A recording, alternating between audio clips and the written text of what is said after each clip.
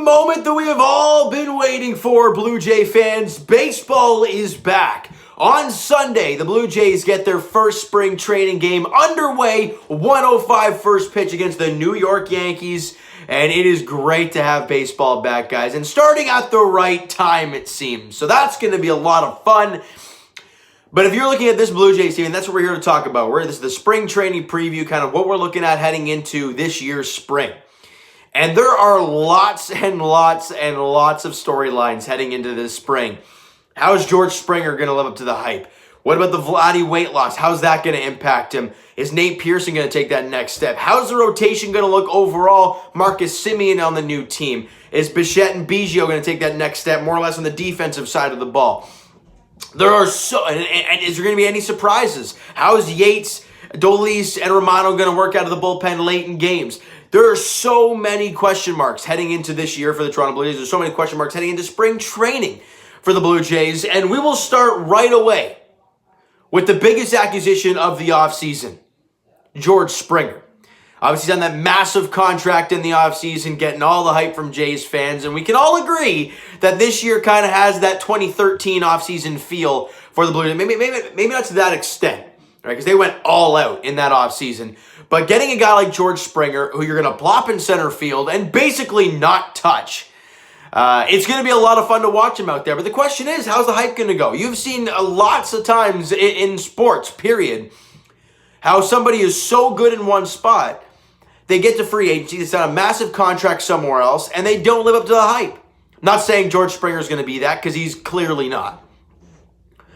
But is he going to live up to the hype? How is he going to perform as a Toronto Blue Jay? That's all remain to be seen. But those are the storylines we're looking for heading into the spring. And how is George Springer going to look in his first outing as a Blue Jay? Is he going to look comfortable? How's he going to do? Is he going to hit a home run? Is he going to get a hit? Is he going to strike out 5 times? I don't know. But it is going to be so much fun to watch, right? And to have a guy in center field that you can staple out there. The Blue Jays haven't had a guy like that since Kevin Pillar. And Kevin Pillar, we all know, he was an amazing defender, but offensively chased everything, but found a way to get on base quite often.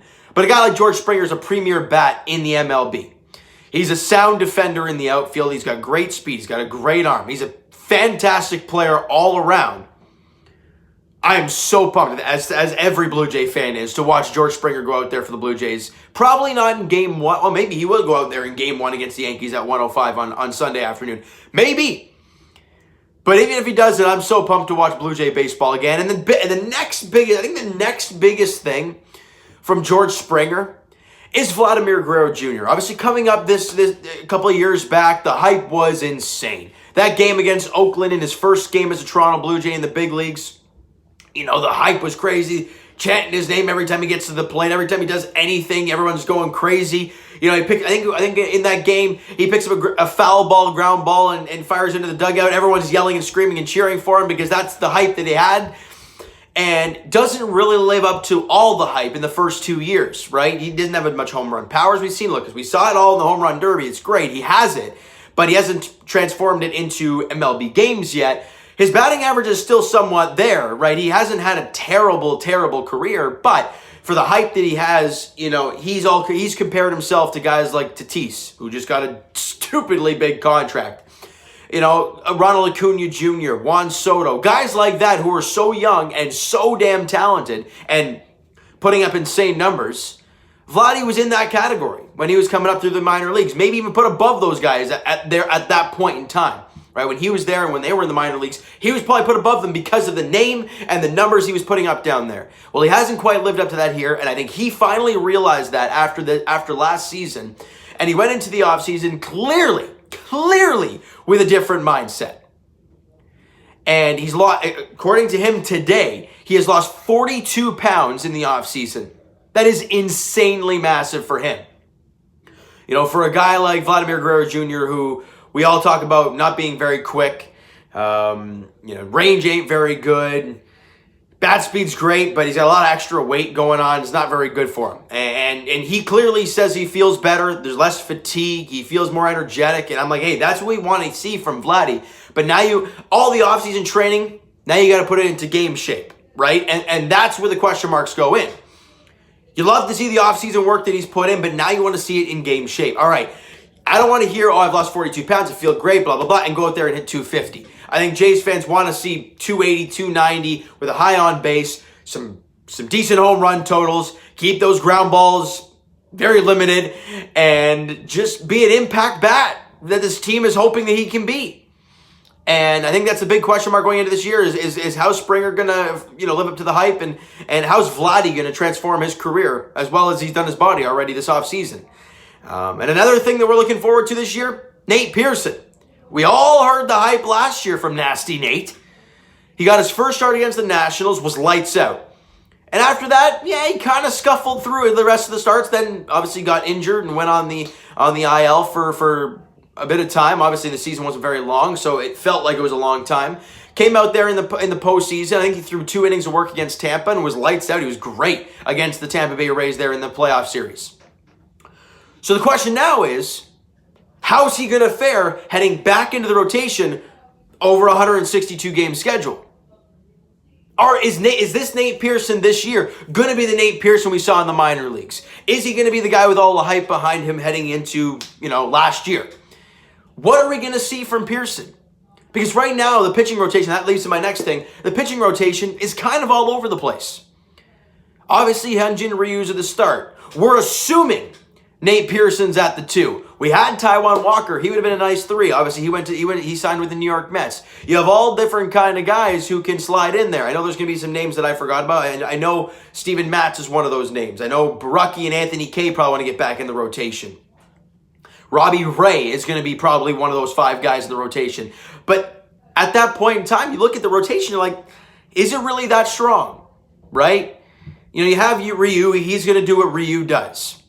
What is Nate Pearson going to give you? If he gives you ace quality stuff, great, you got 2 great pitchers, but you still need 3 guys. You win 2 games out of the 5 days, you're not going to make the playoffs. You need starters. How's Robbie Ray going to fare? We saw some very good outings from him. People want to get mad at him for that Tampa Bay Rays game he pitched in, came in relief of Matt Shoemaker, who shouldn't have been taken out, but he came in relief of Matt Shoemaker, and he gave up that 1 run, but he was lights out. He was fantastic, was Robbie Ray in that 1 game against the Rays. He has the stuff. How's he going to perform? They're the full offseason with the Blue Jays. Got Pete Walker for a full year. How's it going to fare? We're going to have to wait and see. And is Steven Matz going to have a bounce back year? I hate to say it, but is Tanner Roark going to have a bounce back season? There are so many question marks during the rotation.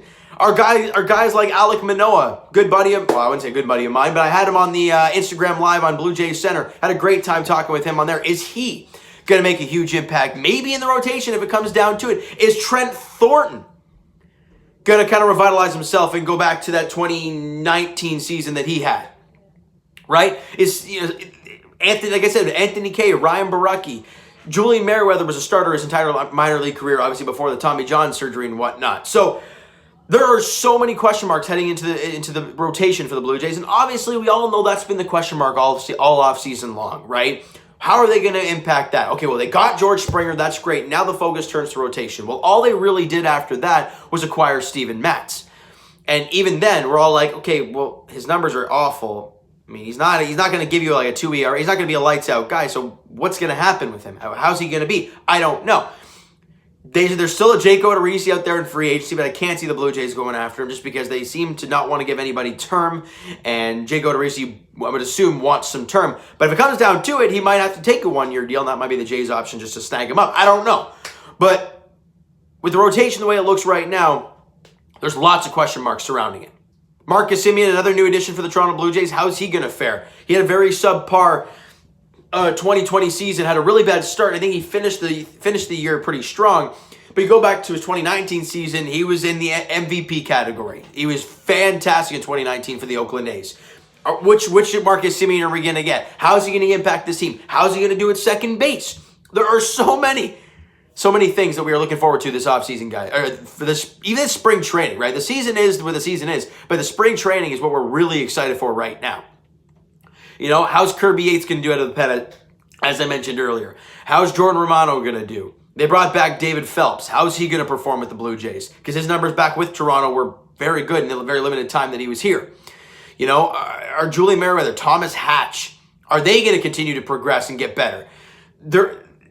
there's tons of storylines you can look at this year and say, man, this could be really good or this could be really bad. We all project the Blue Jays to be in that wild card category and maybe depending on how things are going, if everything is going in the positive direction, maybe push the Yankees for a divisional title. But in the end, I see this team being a wild card team. If they don't make the wild card, I think it's a failure of a season, without a doubt. You made it last year. You acquired Simeon. You acquired George Springer. If you take a step backwards, it doesn't make any sense. And we saw last season how this Jays team made the playoffs. What teams were better than them, right? You look at the teams that were behind them, and I'm like, those teams are not even close. You add Springer, you add Simeon, those teams have not gotten all that much better. Why can't the Blue Jays make it? As I said last year before the season started, why not the Blue Jays? Like we can all say why the Blue Jays can do this, why they can do that. Well, my question is, why can't they? Right? Yeah, the rotation is probably that one thing that we're all looking at saying, we're not quite sure about that. We're not quite sure. And that's, of course, you're going to have that feeling right now. Now we head into spring training, looking to see how guys perform, all right? So, guys, I don't want to keep up your time too much longer. I didn't want to talk too much about this because, again, it's a spring training preview. We could talk here for days about all the speculation and all the possibilities that could happen in spring training, but I don't want to bore you guys too much, all right? So you know what, guys? That is going to do it for this one. If you enjoyed the video and are excited for Blue Jays baseball to be back in action, smack the like button. I do appreciate that. Hit the subscribe button if you guys have not already. Comment down below your thoughts on the video, your thoughts on the game. Would you like, would you not? Thoughts on the video and the game. There hasn't been a game yet, you idiot. All right? Your thoughts on the video, your thoughts on spring training coming up. All right? Comment down below, guys. Go nuts. All right, Twitter's down below for myself. Follow up, send me a DM, all that great stuff. Also, the Instagram link is down in the description as well. So follow up there if you've not done so already.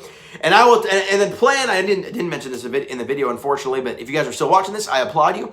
The plan is to do a video every single week, recapping that week's games for the Toronto Blue Jays, talking about who's hot and who's not, kind of thing. We'll do that for however long spring training. I think it's about a month. April 1st, the first game of the year. So, but yeah, it's basically a month. We'll do that, once a week. We'll talk about the Blue Jays and we'll talk about who's hot and who's not and go through everything and how guys are looking out there more or less. And it's going to be a lot of fun. Every single week I'll be doing a video for you guys, probably on a Tuesday or Wednesday. I'll probably end up doing that for you guys, all right? So I'll talk to you guys Blue Jays edition, next week sometime. Actually, Sunday it starts, so I might do a Tuesday or Wednesday recap in the first 3 or 4 games or whatnot. So we'll probably end up doing that. As for the Leafs, they take on the Calgary Flames there tonight, 7 o'clock puck drop there at Scotiabank Arena, looking to bounce back after that tough loss there on Monday night against the Calgary Flames. And as for the Raptors, they look to bounce back after the tough loss yesterday against the Philadelphia 76ers. Not going to be an easy one, though. You're in Miami taking on the Heat, 8 p.m. tip-off there in Miami, Florida, all right? So thank you guys so much for listening and watching. Hope you guys enjoyed the video. We'll talk to you guys then.